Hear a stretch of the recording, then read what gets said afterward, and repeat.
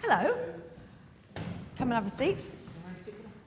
Just while you're getting settled, the reason that you've got Post-its and there are pens here if you haven't brought a pen with you, could you just answer 3 questions for me, and then on your Post-it things, put them on the corresponding thing over there. And the 3 questions, because that's a very long way away, the 3 questions are, and if you could do it in kind of like 1 or 2 word answers, I don't want like a sort of miniature essay about just something snappy. First of all, how do you feel about composing? Secondly, why would we bother composing? And thirdly, any barriers to composing? How do you feel about it? Why would we bother? And any barriers? Yeah, just snappy off the top of your head, you know, your sort of gut reaction to it. It's literally whatever you think, no right or wrong answers. Hi everyone, so welcome to Britten Peers Arts, and thank you so much for joining us at this afternoon's Friday afternoon CPD. So my name is Sophia, I'm the head of community here at Britten Peers Arts, for anyone who's not met me before. And Friday Afternoons has been running for about 10 years now, and it's a project that tries to connect teachers and young people a lot of the time through singing. So over the last 10 years, we've commissioned a variety of composers to write songs for young voices, and we've put these for free on our Friday Afternoons website. So there are scores, lyric sheets, backing tracks and performance tracks, all for you to use in your classrooms and with your singing groups.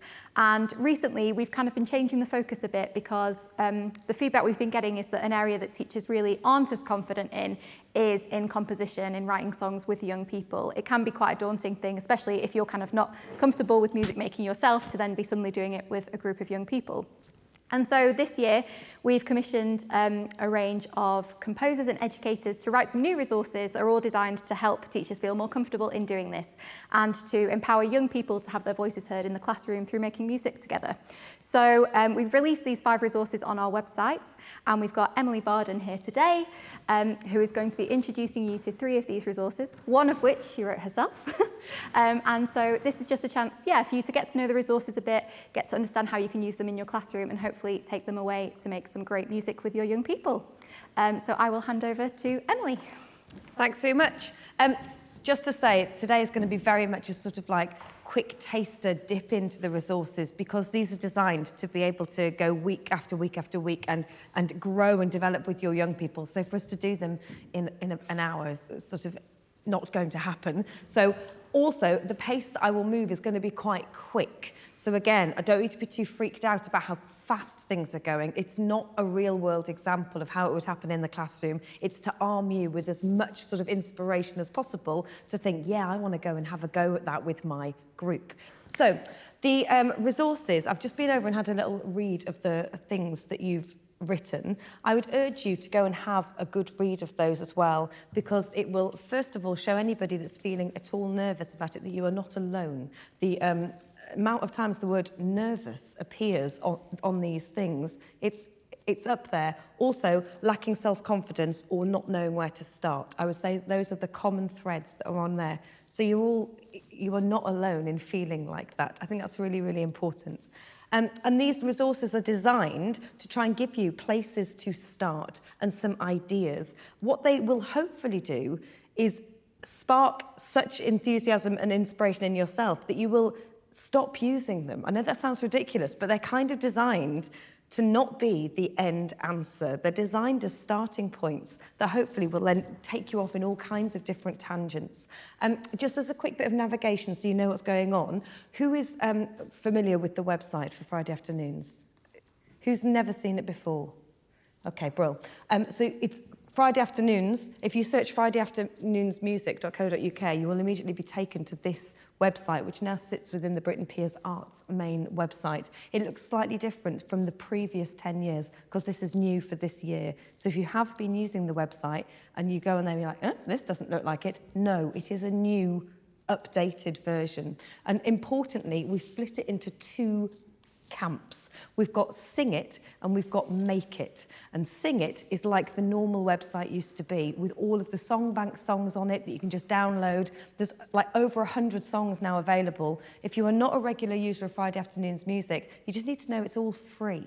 All the music, all the backing tracks, the scores, the lyric sheets, the lyric videos, the signing, it's all up there and it's all free. So even if you spend a little bit of any fraction of time, even 15 minutes to go and just have a little look at some of those songbank stuff, you can filter it by subject. So if you want to, say you're doing animals with your school, you can actually go and see which of the Friday afternoon songs are about animals, and it's just another free resource in your toolkit, being beautifully demonstrated by Sophia.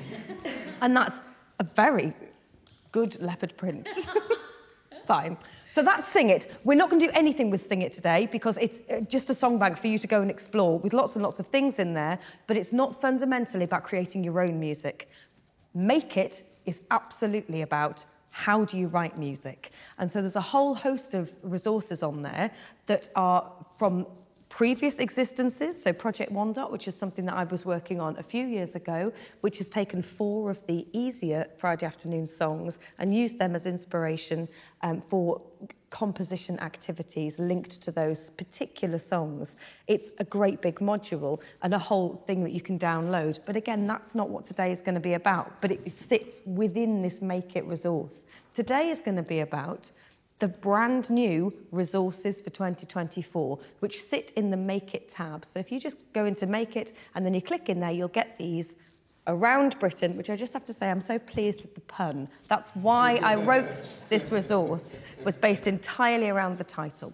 So we've got Around Britain, we've got Creation and Affirmation, which is from anybody that was involved in not the celebration just gone, but the one previous, Charlotte Harding. Did anybody do that one? So Charlotte Harding's written that resource based around the song that she did, Me, I Am Me. It was a wonderful, wonderful song. Well, using that song and the idea of creation and affirmation, she's created a resource so that you can write your own affirmation song with your children. It's a lovely resource. Oh, hello, what's happened here? And then we've got Following Folk Footsteps. Again, I enjoy alliteration. That's written by a wonderful composer called Laurel Swift, and it is about extrapolating how to write a folk song. It's quite a detailed look at how you might go about writing a folk song. We've also got one called Telling a Story with a Song, which is again about folk music. I would say that telling a story with a song is like beginner one, and then Following Folk Footsteps is like, what do we do next? Or you could treat it as like lower key stage 2 / maybe year 2 for telling a story with a song, and then upper key stage 2 for the next one, which is the Laurel Swift, Following Folk Footsteps. One is slightly more advanced in terms of its musical content. Patchworking is great for dipping into because it's lots of different ideas about musical techniques and composition techniques, and then how you patchwork all of those together to create a bigger piece. So for me, patchworking is something that you would come to after you have experienced a few different other composition ideas, or you could take patchworking as your whole, like summer term's work, and break it down into each of the little modules. It's a really good one to have a look at for working out how to compose ostinatos, how to sequence music, not as in your kind of sequencing, but sequencing compositionally, adding harmony lines, generating melodies, lots and lots of different ideas, and then how do you take those and glue it together to make a bigger piece of music. It's a really nice resource written by Aga. I think some of you will know Aga, yeah? Lovely guy, great composer. He's written that one. So the ones we're going to look at today are Telling a Story with a Song and Round Britain. And I'm just going to run it like a workshop. We're going to do it. We're going to do some writing. So I'm just going to charge straight in. And if we just have a look at Telling a Story with a Song, just so you can see what it looks like, you click on it and it'll tell you, you download it. But with each one, there is a related song playlist. So if you wanted to use Telling a Story with a Song as the title for maybe your term's music work, and it was about folk music, you then have got all of the songs within the Friday afternoons, or a selection that we've curated that are folk songs. So you could have your singing fit, you know, maybe you're singing assemblies or maybe the song of the month or whatever, that links to your composition that you're also going to do, which is your own telling a story with a song. And each resource has got an associated playlist. So Round Britten has got all of the rounds that feature on the Friday afternoons. So we've tried to make it as useful and joined up as we can. So once you download it, it's a PDF you can print off. It's not very long. It's designed to be nice and user-friendly. They look like this when you print them off. You'll just get something that you can put in a folder. I still like paper, so you can go through it and scribble on it, and, you know. And again, it'll give you the printed off songs that are related to it. And then it's just, you go about it it's kind of follow these steps. It's written as a doing document. So I'm going to get off that for a moment because I'd actually like us to be in the room, present together. And what we're going to do is we are going to do this module. And this module focuses on lyrics first. So we're going to write a folk song. And we're going to decide as a group, so it's going to be a group composition, we're going to decide what our folk song is going to be about. And I'm going to give you 3 options, and we're going to have a little bit of a brainstorm together and come up with a communal answer for what our song is going to be about. So we can either write about a historical thing, a place, or we can make up our own fantastical fictional story. Does anybody have a preference for a historical event, a place, or a fantastical story? We've just done the Great Fire of London. You've done the Great Fire of London. Just finished the Great Fire. Well, so you're full of info about the Great Fire. I'm fully fired up. Right, amazing. Okay. I mean, it was an assertive go. How does everybody feel about writing a folk song about the Great Fire of London? Okay, wonderful. That was brilliant teamwork, everyone. So, first thing we're going to do in writing our folk song is we're going to make a word library. Now, there are no wrong or right answers, okay? But our thing that we're writing about is the Fire of London.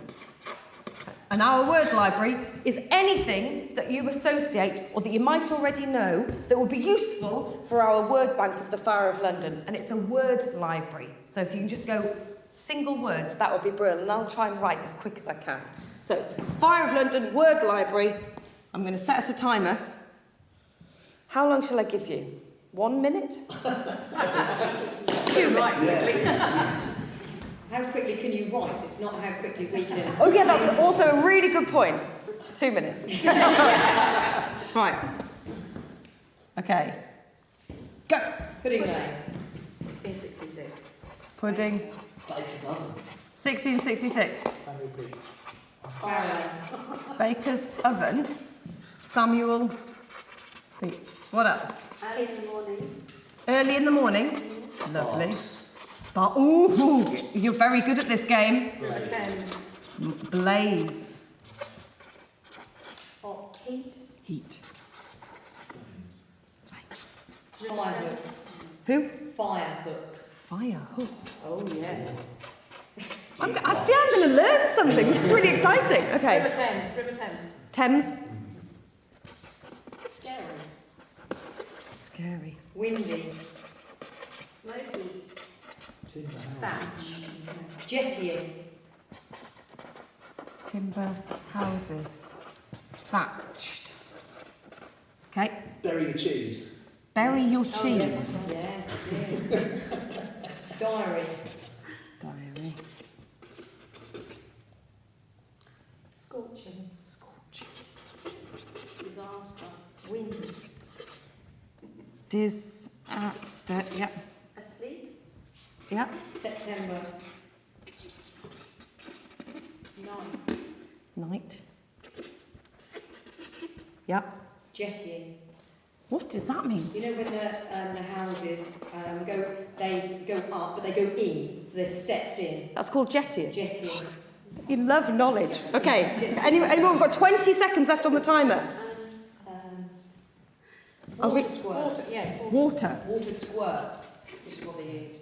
Leather buckets. Water squirts and leather buckets. Yes. You really have done this topic very well. Smuts. Smut. Smut. No, it's smut. Like that. Is how you're spelling it? Smut. Great stuff. Look at this, everybody.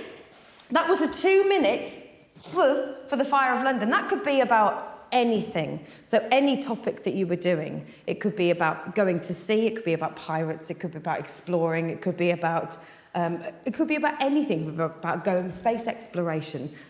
Just because we're saying it's a folk song, it can be about anything. The thing that's going to make it a folk song is going to be about personal experience and about telling a story. I mean, fundamentally, that is what folk music is. It is a story. So the reason that we are telling a story with a song is that for me is my definition of folk music. What is it? It's got to have a story at the heart of it. So our story is going to be about the Fire of London. We've done our amazing word library. So, next up, you've just completed this one, page 1, and the beginning bit of let's get writing some lyrics. So the next thing that we need to do is that we need to decide what our chorus is going to be. So the structure that we're going to use for our folk song is that we're going to have a chorus. Tell me now what the difference between a chorus and a verse is? Chorus is repeated. Chorus is repeat. Okay, so if a chorus repeats, what does it need to do? Catchy. It needs to be catchy. How do you make something catchy? Easy to sing. Yep. Rhyme. Repetitive. You could rhyme. What else? Short? Not necessarily done. It could be fairly short, couldn't it? Important details. Great. And then therein lies the sort of juxtaposition, because actually we don't really want many of those details. We want the important bits. So I would say that what you want is something that is not about detail and is about sort of globalness, about what the song is. Because if you're going to repeat something, it's got to be worth repeating. So it needs to be the major focus points, because why else would you keep saying it? I mean, if it's just going to be, if we were to pick, what's like the least important word on here? Cheese. Cheese. Right, so exactly. So if we were writing about the Fire of London, but that randomly our chorus went, cheese, cheese, cheese, cheese, cheese, it'd be like, this is really weird. Why is this about the Fire of London? So although the cheese thing's a brilliant detail of, and don't forget to bury your cheese, like it might become the hook, because people would be like, that's interesting, but it's not going to be our chorus, because it doesn't really do the thing we need it to do. So what could our chorus be? I'm going to read you out some of these words, and if you think one is particularly important, I want you to stick your hand in the air. I need another colour. Oh, there it is, look. Right. Oh, I can't reach. So, Pudding Lane, Yes. Yeah. 1666. Yes. Yes. Baker's Oven, timber houses. Yes. Well, only because that if they were built from stone, we would have had such a problem. Wouldn't have had such a problem. Okay. So So, they did bring the law in afterwards, didn't they? Well, ironically, they had the law in beforehand, but they just ignored it. Yes. Thames, jettying, Yeah, Thames is quite important. sparks, Yeah. And blaze. sparks and blaze. I mean, anything to do That's quite anything to do clever. with the The actual fire. fire, yeah. The fire, It's okay. important. Okay, sparks, blaze, heat, flames. Yeah. Yeah, probably all of those. Yeah. They do something very different to the words Pudding Lane in 1666. What do they do that those don't do? They're universal, but they also... The attitude. They describe the action, don't they? The thing that happened. And They you can't do can, an you image. can relate it to... Yeah. Yeah, it's news. Yeah, I would say these immediately gave you a feeling. They weren't connected to here, they were connected here. So this is like Pudding Lane 1666. It's like, yeah, okay, cool, fact. When we said sparks, blaze, heat and flames, like there's a primal bit of you goes, oh God, something's on fire. There is an emotional bit, and I think that's another thing. And when you're writing lyrics, if you can get the right combination of the facts that you need, and then the thing that actually is going to connect the listener and the singer to your music, I think is a really important thing to get right. And you'll know when you've got it right, because suddenly you'll be inside the song. You might not know why, but suddenly you'll be inside it. So I would say if you're singing a song and you for some reason don't care about it, look and see if you've just got loads of this going on and you're missing some of this. And ditto, if it's like loads and loads of this, but actually we don't really know what it's about, you need more facts in it. So I think that when you're writing with children, it's a really nice combination to look at those two different things. So we've got Pudding Lane 66, sparks, blaze, heat, flames. I mean, that in itself, that's sort of what we need from this chorus, isn't it? I So want the wind to fan the flames as You'd like the wind to fan the flames. Wind to fan the flames. Okay. It starts with Da-ba-da-ba-ba-da-ba-da, wind to fan the flames. The blaze. Wind to fan the flames. That whole catalyst of ignition sort of Yeah. springboards into something bigger than the tiny little thing at the start. into Yeah. This gigantic thing. Okay, so a sense of like growing. Now, that is a really good thing to hold into your mind when we start thinking about what this song might end up sounding like. And if you think about like texture and layer and about how you might arrange this song, if you've got a feeling that something started little and ended up massive, sort of bank that for how are we going to make this musically represent the thing that we want, because it's a really good idea. So at the moment I've got these words: Pudding Lane, 1966, sparks, blaze, heat, wind to fan the flames. Do you think that we can come up with some interesting rhymes for any of these that might start to, like you said, you want the wind to fan the flames, to start making these words into slightly bigger sentences if they needed at all? What So- about, and the heat it grew and the blaze it blew. And the heat it grew and the blaze it blew. Yes. It blew, the heat it grew. And the blaze it blew, the blaze it blew and the heat it grew, with wind to fan the flames. Oh, well, that's good, isn't it? Okay, so that sounds to me like a little refrain. And lane, see, pudding lane rhymes with flames. Pudding. Down and pudding. Oh, oh. Okay. Sounds like it's going to get bad. Okay, so if I set you a tempo, and the words are, the blaze it blew, the heat it grew, with wind to fan the flames. Do you think we could all just sort of try chanting that song over the beat?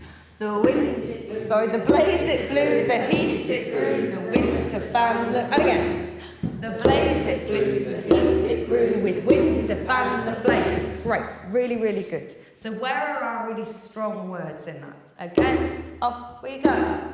The blaze it blew, with heat it grew, with wind to fan the flames. I think we've done a really good job at putting the important words in where the important stress is. I think you've naturally nailed that. It's unlikely when you do it with the children that they will naturally nail it first time.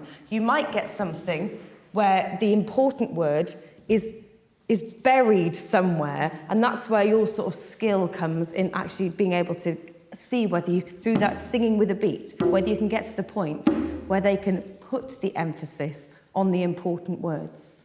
It's just it's a nice way to think about how you're going to form your phrase. Where are the important words and where do they fit in that phrase? So what are we having? That's the first bit. Did we want something with Pudding Lane? The blaze it blew, the heat it grew, with wind to fan the flames. Down in Pudding Lane. We just need the Down in Pudding Lane. Yes, down in Pudding Lane? What do we think? Fan the flames. Okay? Da-da, da-da, da-da, da-da. Down on Pudding Lane. So what's da-da, da-da, da-da, da-da from our word bank? What we've not said. Scary, smoky, bury your cheese, asleep night, September diary disaster, early in the morning, and we're still thinking that we're going to stay. Disaster's gone, stop. Yeah. Da, da, da. The blaze it blew, the heat it grew, with wind to fan the flames. Timber houses. Crashing down. Down on, Pudding Lane. crashing down. Crashing down, disaster. Timber houses. Burning right or burning something like. Then you could have your Burning. down Pudding Lanes. You don't have two down. Houses burning. Do we need Pudding Lane, do you think? Oh, I said good. Why? Yes. Well, just because it started there, didn't it? Yeah. The chorus is sort of overriding the whole of the Fire of London. All around the Thames.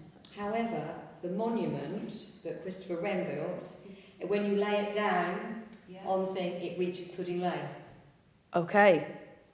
because the monument is a memorial to all the people, to the Great Fire of London, and when you lay it, it's a certain height, because that is the distance Okay. to Pudding Lane where it started. So the important thing is that it started, but it spread. Yes. Okay. So maybe not down on Pudding Lane, Starts maybe in began at Pudding Lane, or, you know, A spark in a Pudding spark, Lane. a spark in Pudding Lane. There we are. You see, wonderful. Timber houses, burning something, a spark in Pudding. Spark from Pudding Lane. From Pudding Lane? A spark from Pudding Lane? In, from? We'll see what it stings like.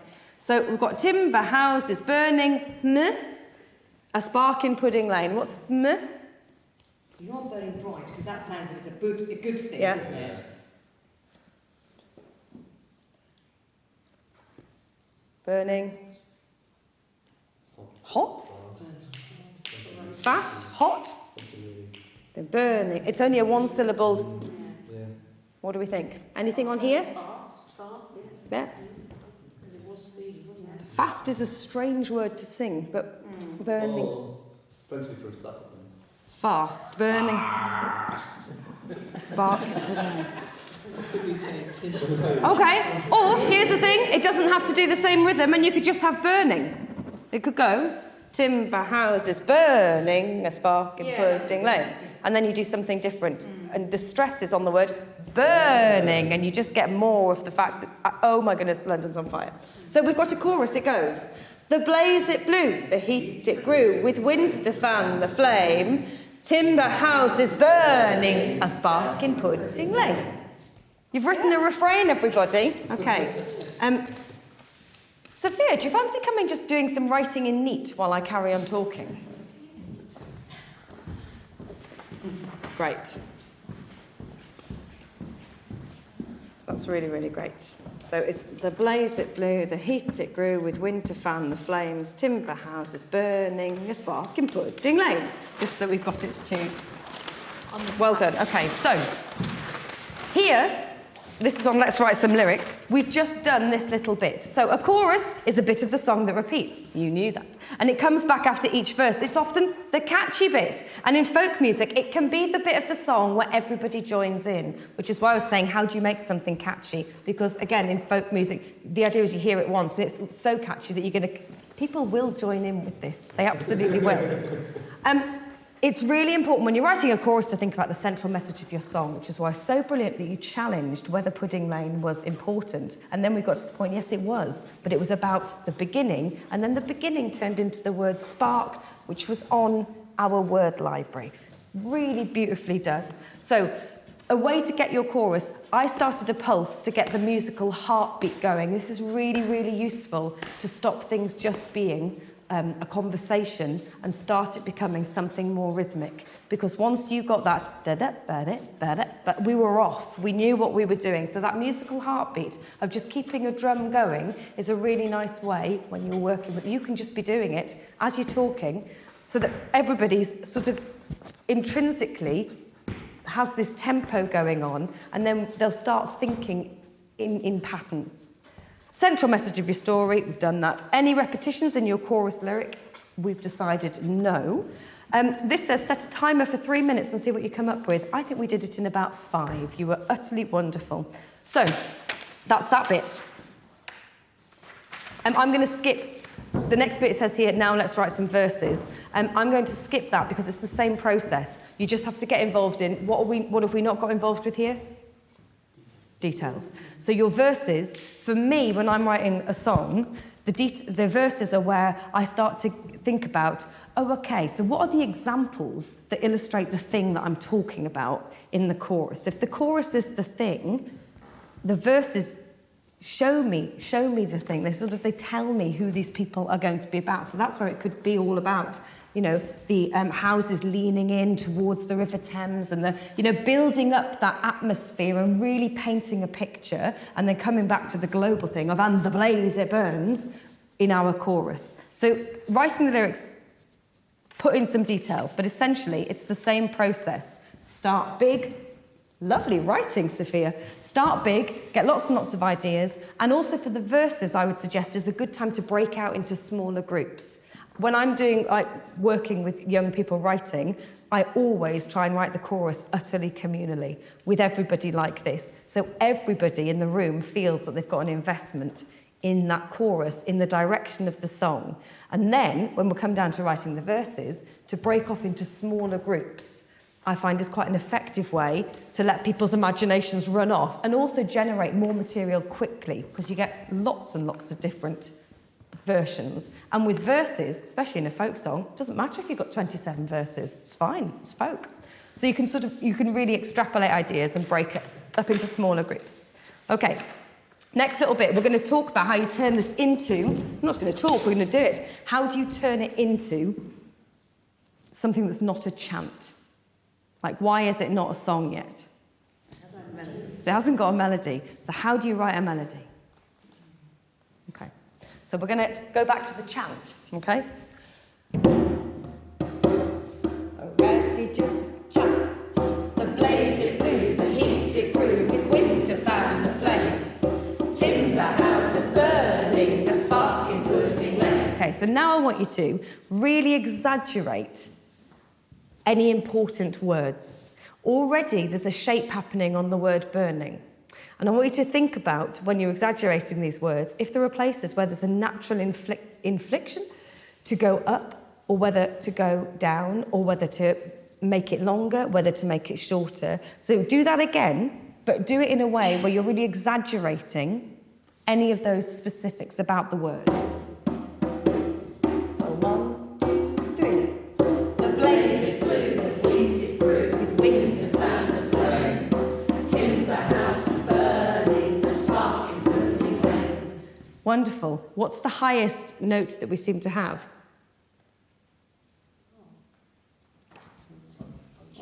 Burning. We're going up to burning.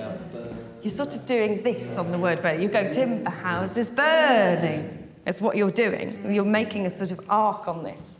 Da da da da ba da. What else are you doing? Da da da da da da da da. Where is that in your vocal range, do you think?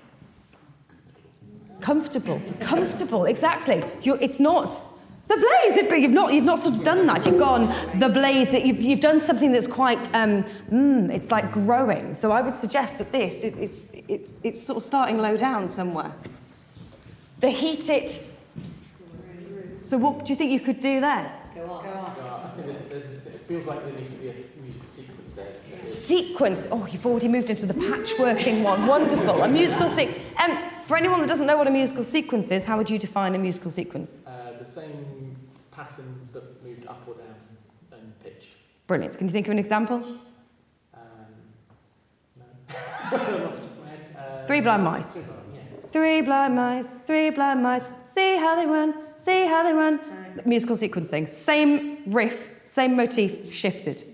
It works very well for rounds. That segues into the next one. But yeah, this idea of taking a pattern and then just moving it. So if you were going to go, the blaze it blew, what would be the sequence moving that up?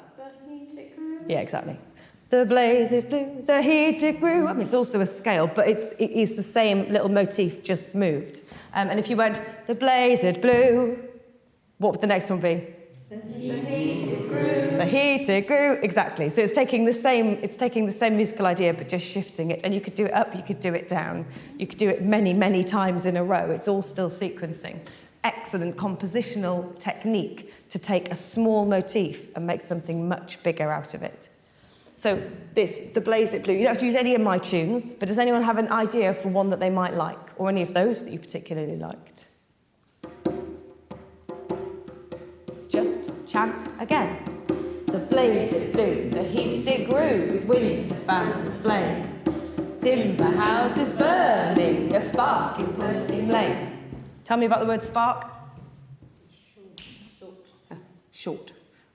That means short in my world. There we go. A spark in pudding lane. It's got to be high. Because it's done that. Brilliant. Okay. anybody wish to be brave and come up with a tune for any of it? Okay, we're going to sing it all on one note.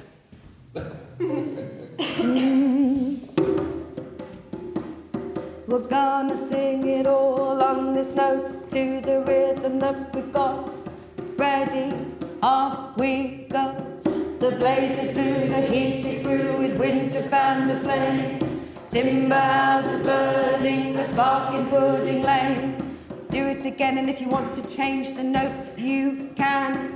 The blaze it blew, the heat it grew, with winter fanned the flames. Timber houses burning, a spark in Pudding Lane. Oh, I love it. Timber houses burning. Lovely. Who was that? Very nice. Very, very nice. Okay. Do you want to just sing it to me again? It was very good. Just any of it as it took your fancy. The blaze it blew, the heat it grew, with winter fanned the flame. Timber houses burning, a spark in Pudding Lane. Lovely. Do we like this? Do we like this? Beautiful. Really, really nice. Okay, so let's learn it. So how's the first bit go? Wait, it doesn't matter if it's not the same, because we're busy writing it, and people might go, actually, can that go up? Can that go down? Should that be longer? Let's do it one more time. The blaze it blew, the heat it grew, with winter fanned the flame. The blaze it grew, the heat it grew, with winter fanned the flame. I really like fan the, because it's sort of like fa-ha-ha. Very good. Again, the blaze it blew, the heat it grew, with winter fanned the flames. Timber house is burning, timber house is burning. No, I didn't do that, I don't know. What? Timber house is burning. Okay. Timber house is burning. Are we happy with that? Okay. The blaze it blew, with heat it grew, with winter fanned the flames. Timber house is burning. Timber house is burning. Okay. Ba da ba ba da ba ba ba da da ba ba ba ba ba ba. A spark in Pudding Lane. So perhaps the burning should be a bit lower then, was it? Timber house is burning, a spark in Pudding Lane. Timber house is burning, a spark in Pudding Lane. What do you think? Anybody want to change anything? Or offer another way? I quite like to go up on the, stay where we were with the higher note on the burning and make that the top. The top, not to have a spark, not the spark to not Well, it could supersede. come down, maybe just sort of, timber houses burning, a spark in Pudding Lane, so it's just kind of... Oh, so yours is a more mysterious spark. It's totally valid, I like it. Okay. Timber house is burning. I agree with you that there's something brilliant about having that burning being on that one. Burning. You could still have something high. Could you have some go up and some go down with the spark? Oh. Because you could have some sparks that go and some that goes. So if you want to go down. Sparking, a spark. It could just be the next one down. Timber house burning, a spark in Pudding Lane, or something. Timber house burning. But you want to go spark in Pudding Lane. I mean, I quite like this sort of like modal thing you've got going on there. Spark in Pudding Lane. Timber houses. Let's try it with the low, because we've actually got nothing down there at the moment. A spark in Pudding Lane. A spark in... This is a terrible pen. A spark in Pudding Lane. Right.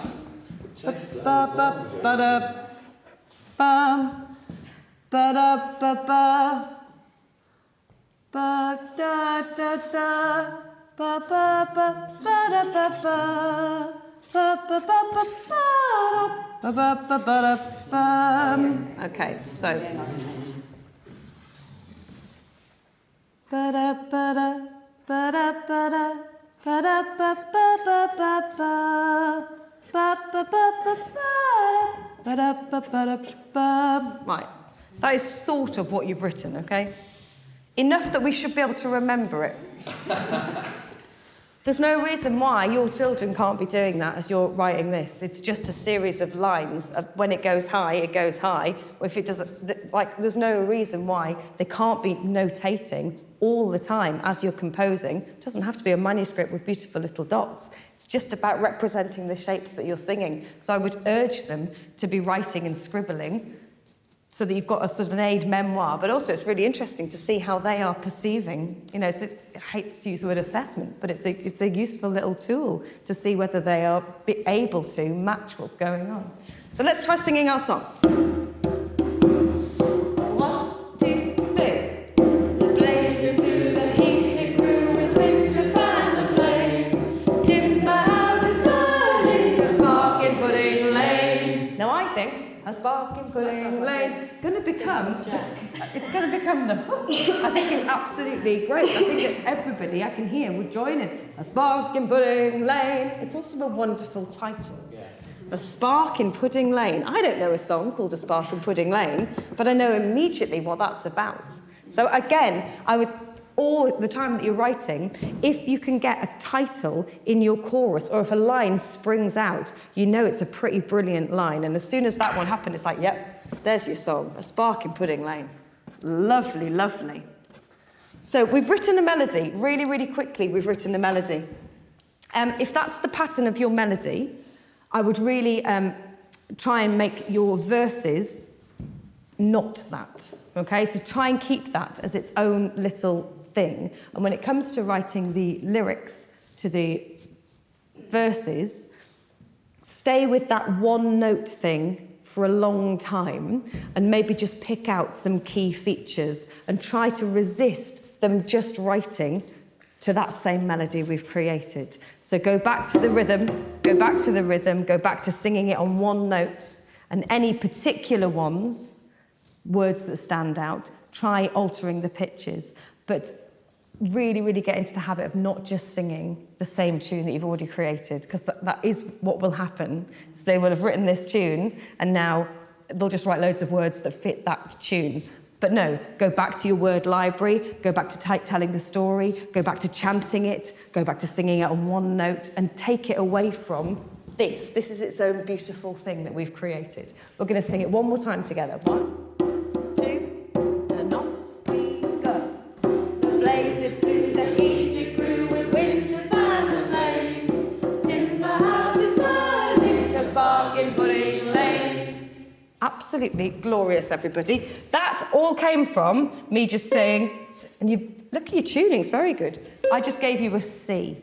If you were using classroom instruments and you then wanted to start accompanying it, I think it's always quite a good idea to do things with the white notes so that anything's going to fit, and that you can just be using glockenspiels or boomwhackers or ukuleles to make it fit. And then when you were coming up with anything to accompany, we could try putting a drone to it. Do you know what a drone is?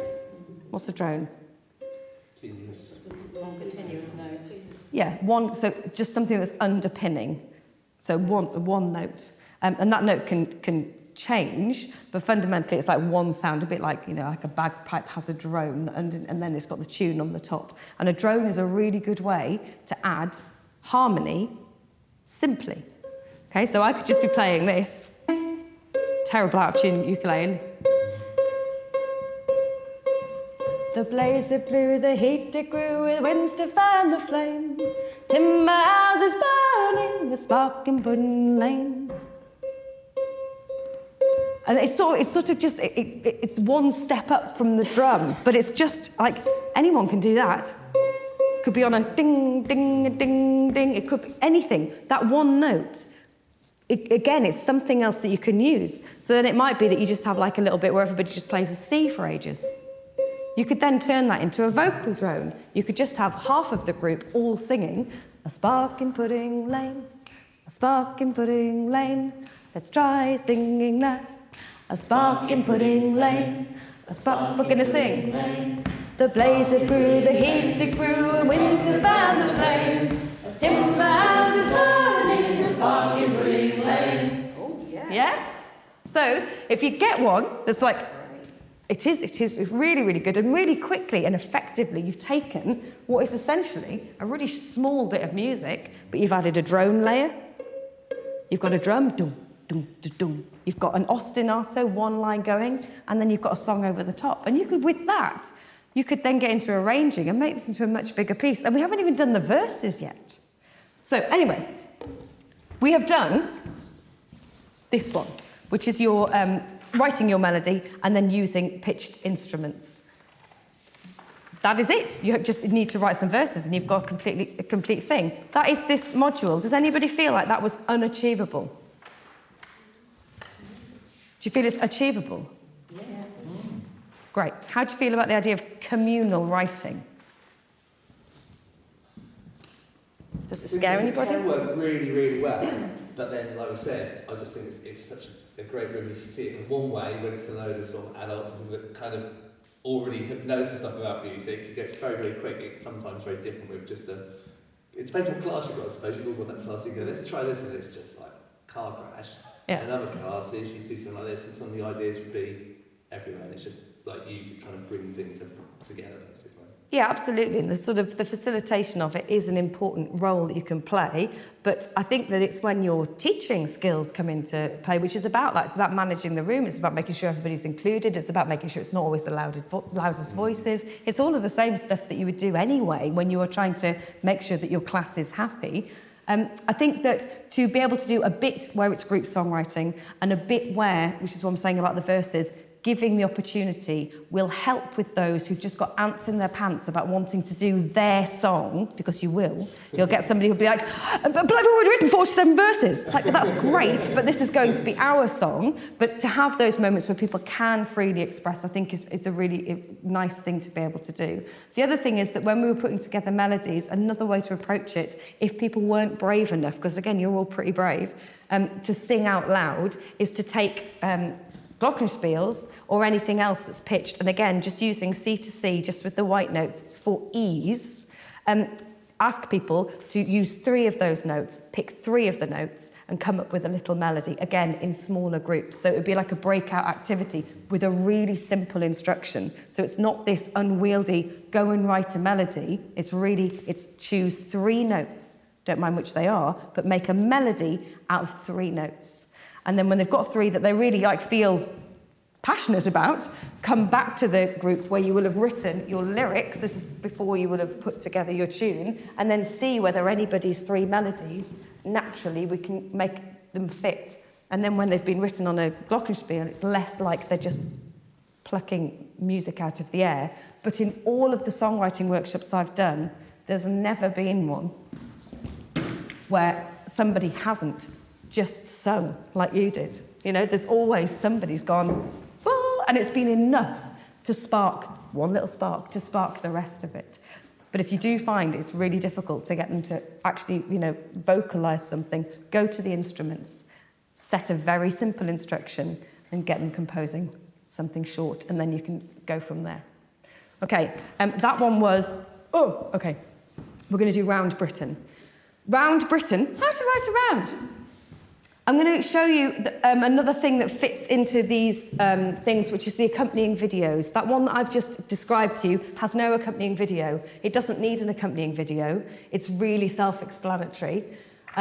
This one, Round Britain, has got videos of me and Aga, that's Aga if you don't know him, going through the process that I'm going to go through. So if you sort of forget what happened or you want to sort of watch it again in a bit more detail, these videos will do the thing that I'm about to do.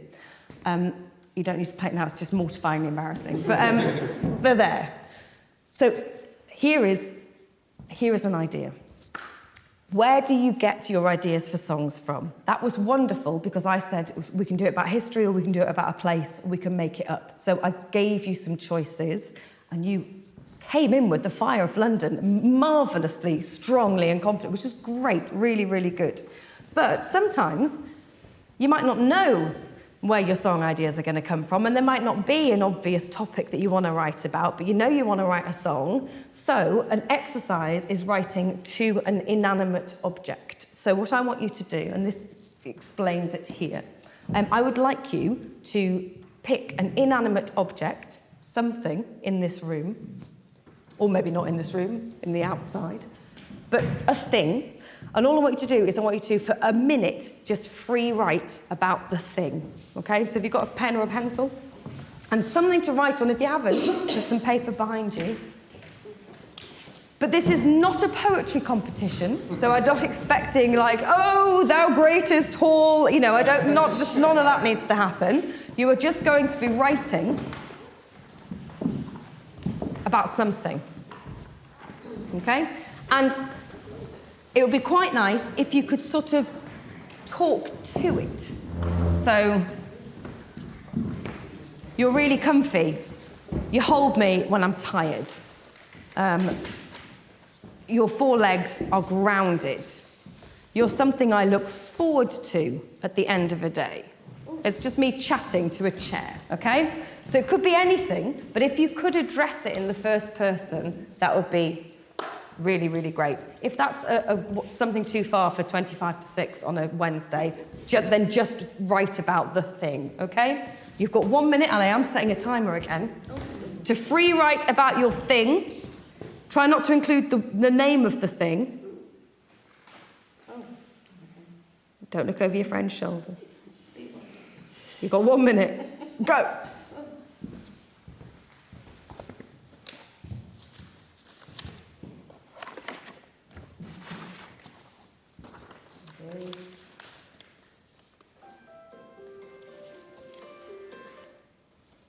That's your time up, everybody. Okay, anybody want to read us their thing? We'll try and guess what the thing is. Yeah, I'll read it. Go. You love me to use and abuse you. I love it that you're sticky, but not too sticky. At my age, you're a lifesaver with helping me to remember. What a temporary life you have, but oh so colourful with different shapes, sizes and colours. Oh, it's the ode to the post-it. It is. That's amazing. So brilliant. Anybody else want to share? I can do mine. Why do you have to be so loud? You make my ears hurt sometimes. I love that I can hear my favourite music through you. Your vibrations make me dance across the room. I don't think of you as just a black cube. Oh. Speaker? Absolutely brilliant. But that's first, why do you have to be so loud? It's a great opening line. It could be about something that's not a speaker. It's really, really good. Anyone else? Your ivory keys feel smooth beneath my fingers. Your strings vibrate with delicious harmonics. You command the room. You command the room. I think it's you. Brilliant. I know, they're all a little bit fruity, aren't they? They're good. Yours was, dear oh dear. Anyone else? But you helped me reach the top, leading me step by step.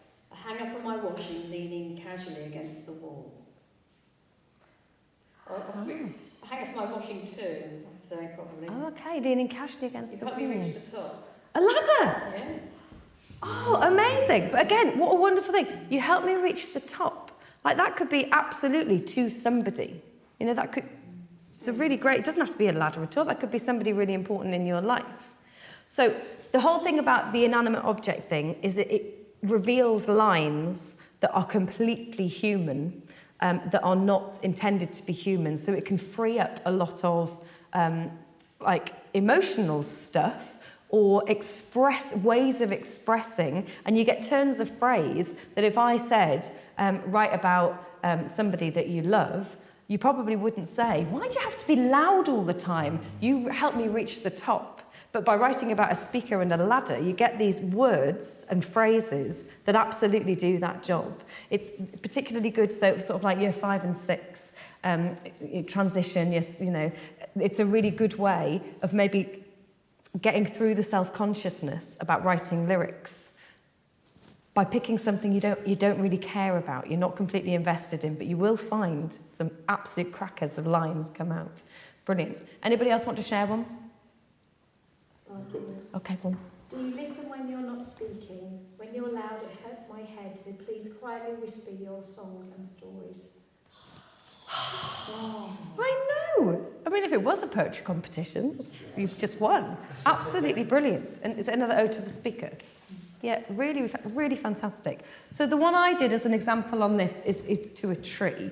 And the next phase is that you would take the thing that you've just done. If you decided that you were happy writing about the thing you were writing about, we don't have to do any of those. And you then distill what it is that you've come up with, and you find the essence of it. So I wrote, for example, the next thing is to get 4 lines. So I wrote, you stand tall and strong, your roots reach deep in the ground, you provide shelter for food and birds and animals, and your colours change with the seasons. So there's just 4 observations about trees. But when I distill that down into what it actually means, I can't remember what I wrote. Taking out any filler words, no, next, back again, there we go.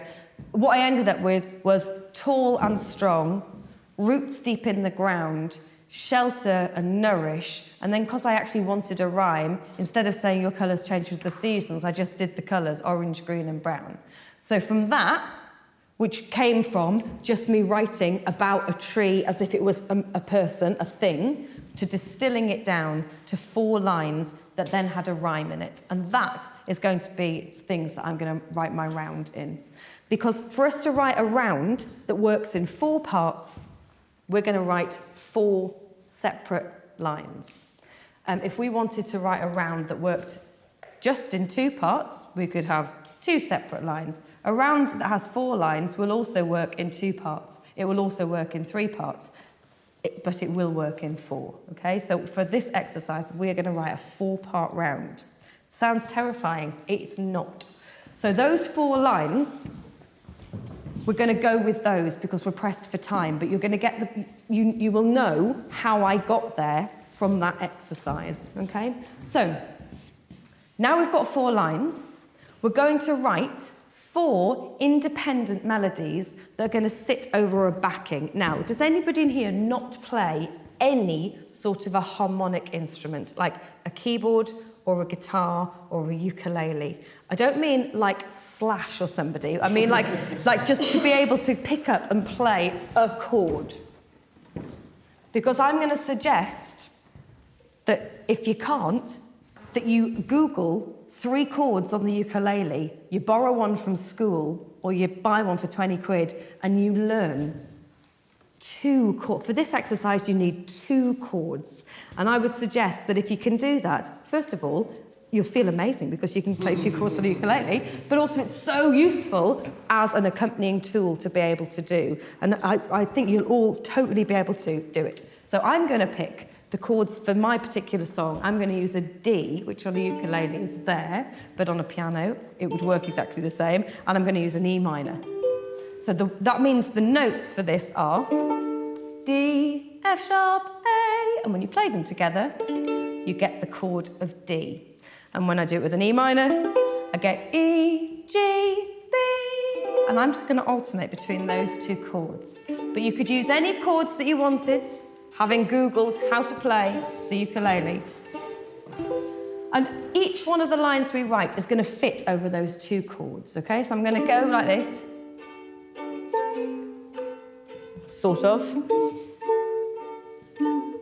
And each line is going to fit over that. So it's 1, 2, 3, 4, 1, 2, 3, 4. And my first line I wrote went like this. The word tall, do you think I started low or high on the word tall? High. Because? Because it's tall. Exactly. So I went tall and strong. That was the first line I did. It fits over these 2 chords. Sing with me. Tall and strong. Next line, I went like this. Roots deep in the... Do you think ground is now going to be high or low? Low. Correct. Ground. Very good. So we've now got roots deep in the ground. From the beginning it goes tall and strong. Roots deep in the ground. Then I'm going to do this. Shelter and nourish. What's that? It's a sequence. Shelter and nourish. Wonderful. So sing me from the beginning. 1, 2, 3. Tall and strong, roots deep in the ground, shelter And I went orange, green and brown, orange, green and brown. Tell me what's interesting about that. Orange, green and brown, orange, green and brown. Yeah, brilliant. Also, how is it lots of different notes? Orange, green and brown, orange, green and brown. Yeah, it's got a tiny hump in it, but it's essentially, it's the bass, and it doesn't start on beat 1, correct. Okay, so we've now got a 4-lined thing. I've tried to represent the words by doing a bit of word painting, but also I've tried to do something interesting with each of the lines that makes it different from the others. So in terms of being able to memorise it, you can sort of give each one of those a feature. Tall and strong. How would you draw that? Like this. Tall and strong. Roots deep in the ground. Is roots lower or higher than tall? Lower. Roots, yeah. Oh, pen of a different colour. Might need 2 extra coloured pens. Oh, there they are. Good. Roots deep in the ground. And then I went shelter and nourish, which started here. Shelter and nourish. And then I went orange, green and brown, orange, green and brown. On the offbeat. Orange, green and brown, orange, green and brown. And that's my score for my round. Okay? So, the green one is line 1, the pink one is line 2, the blue one is line 3, and the orange one is line like the boom whacker 4. thing. You know when you play them Yeah. on the videos, when they play them with the videos, that's exactly what the boom whacker things look like. Yeah, exactly. And normally they're also correspondent, like with the same note as the same colour. So if you're going to play a red boom whacker, it's normally the same as a red glockenspiel, because most of them have got the same system, which can be really, really helpful. The ones I've just used, they don't correspond to any. That's just the ones that Sophia was handing me. Okay, so we're going to try and sing our round, but we're not singing it as a round yet. We're singing it as 4 really strong, distinct melodies. Are you ready? Here we go. So, what's my chord? Here we go. Tall, 1, 2, the green. Tall and strong. The pink. Roots deep in the ground. The blue.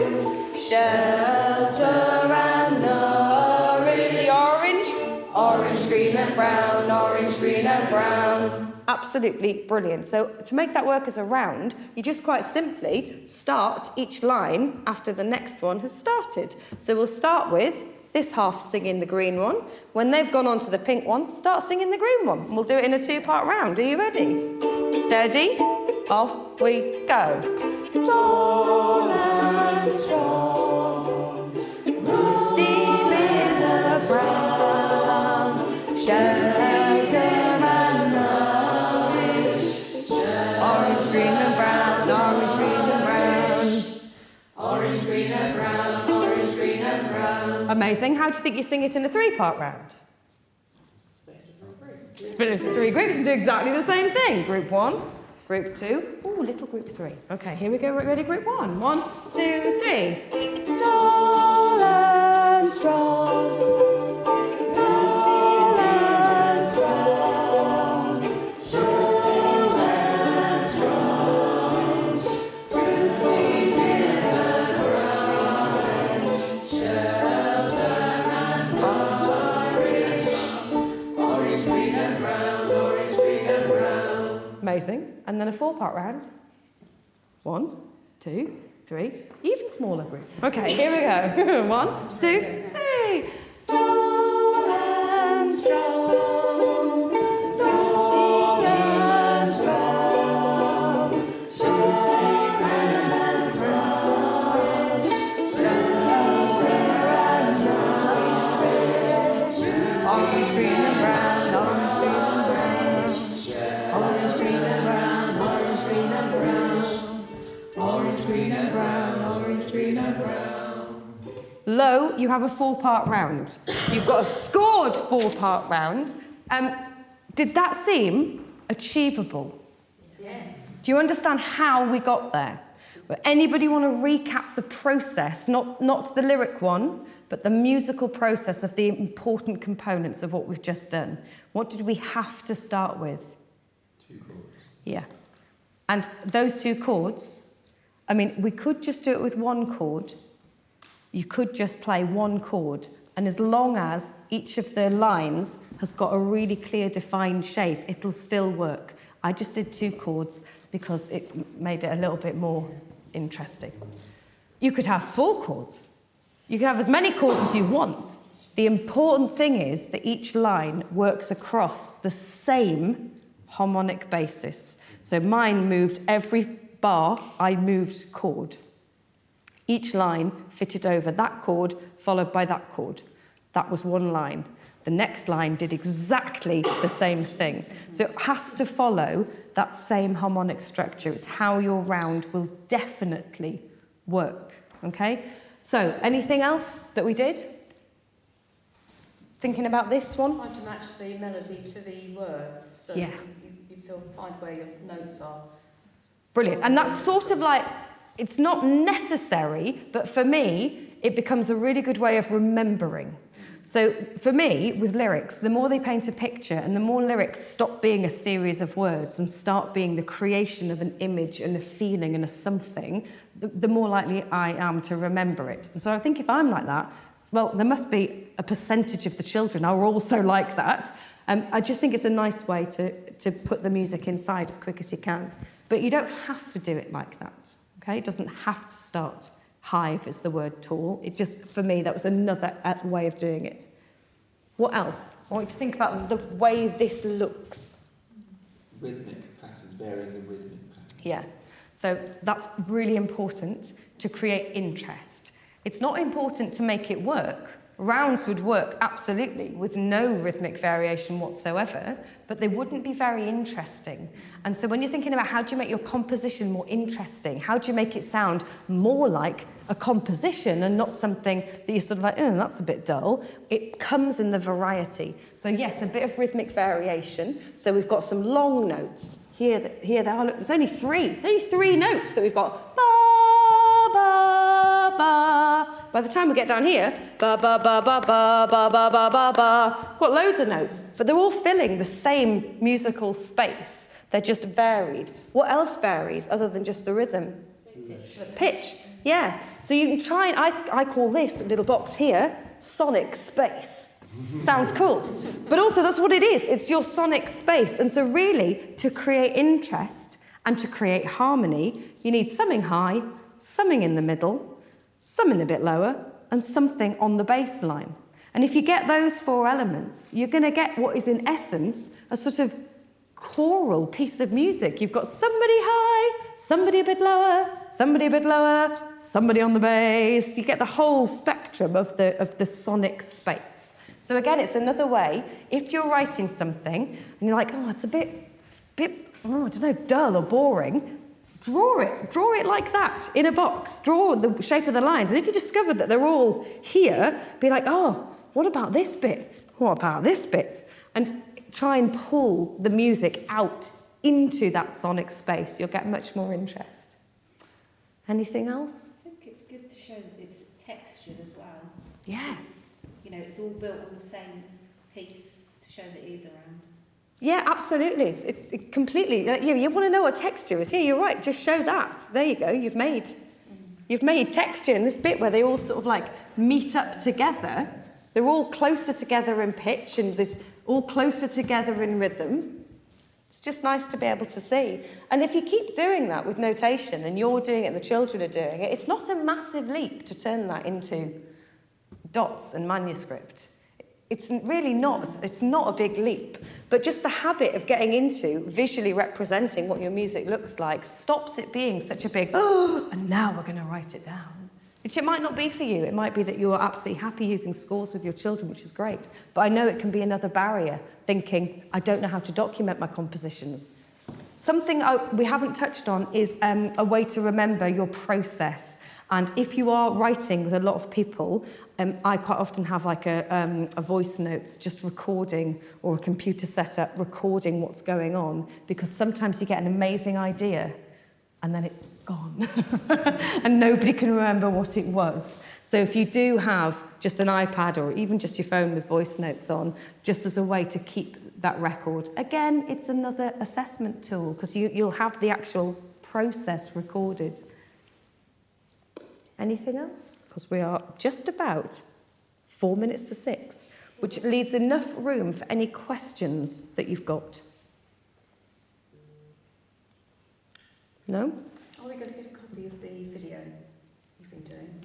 Yes, we can send it through. Yes. I was going to say, fantastic as well, because it's really handy actually to go through. Oh gosh, you know, how did that sound? Yeah. That'd be lovely. If you could send it to everybody, that'd be brilliant. Wonderful. And I suppose the other thing is that it could be, because a lot of you are music coordinators but not necessarily delivering the music, but if there's, with the video and with the website and with the PDFs, that is a staff meeting on planning your music. You could absolutely, and I hope you would, go and spread this with other colleagues to say, why don't you ever go in your class of telling a story through a song? You know, even if it was something that everybody once in the year had a go at for their particular topic they were doing, part of the thing was you write a song about the topic. And there is actually a process here of how you do that. It's not some mythical thing.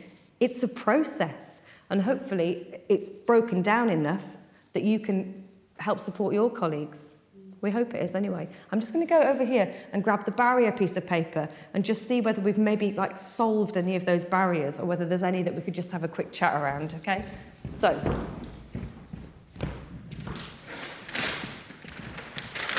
a barrier is a lack of self-confidence. Okay, do we feel that maybe there's a bit more self-confidence going on how we could do that? Yeah. Great. It's too hard, I'm not musical. Whoever said that, do you feel like maybe you could do even a bit of it? You don't need to tell me, just inside be happy. And if anybody wants to say, I still think it's too hard, can we have a chat about how we might break it down? Anybody think it's unachievable and it's completely brilliant if you do, because this is supposed to be helpful? No? Love you all. Lack of confidence, lack of knowledge. Bit of knowledge, bit more confidence, maybe. Understanding different styles. Yeah, I mean, we have totally not touched that on at all. We've done something very specific. However, I think that we've also perhaps opened up the idea of what folk is. It's a story. So don't get stuck on, oh, but is it truly folk music? It's a storytelling vehicle. And I would say that around has no genre. I mean, you could definitely put a sort of beat to My Tree Round and turn it into something. You could make it reggae very easy. And strong. You could very easily make that genre specific, but the round process itself is not. Where do I start? Here. Self-belief, confidence. How?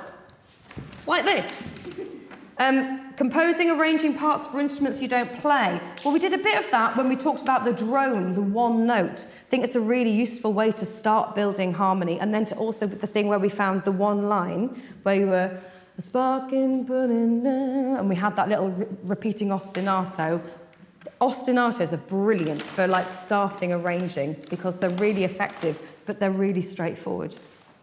Lack of skills, not sure where to start. Space for exploration. I think you might be on the wrong board. Oh no, or you need a space for exploration. That was me, I wrote that. Because Okay. you're limited with the space in the classroom, and when you've got lots of children playing instruments, they can't always hear. Yeah. So I usually have 2 different activities going on. So one group will be doing something where they can get on independently, maybe on paper or on the computer or whatever. And then the other groups would be exploring, so they can actually hear what's going on. Yeah. And I can then work with them a bit more. So, but I think space in schools is a considerable barrier to Absolutely. us, isn't it, as musicians? Yeah, and it's why I suppose that the group thing is a good way of getting around that, because if it's being facilitated and led and everybody's part of it, but actually it's not about where do I put 25 glockenspiels, then it is a way, and then you can break out. Having 2 things running concurrently is a great idea. That you have some group working on the verse lyrics and the other group are on the glockenspiel picking 3-note melodies. it's a really excellent idea as a way of managing that in a practical way. Thank you, it's really helpful. Anything else, because it's now 6 o'clock, and if not, I just would like to say a massive thank you for coming at the end of your school day and arriving open and contributing, because these sessions don't work unless you are in, and you've been so in. It's been a joy. Thank you very much for taking part. Thank you so much to Emily as well. And yeah, we'll make sure that you get the video sent through to you, and we'll send you a link to Friday afternoon so that you can hopefully start exploring all our lovely new making resources. Thank you, and thank you. Thank you.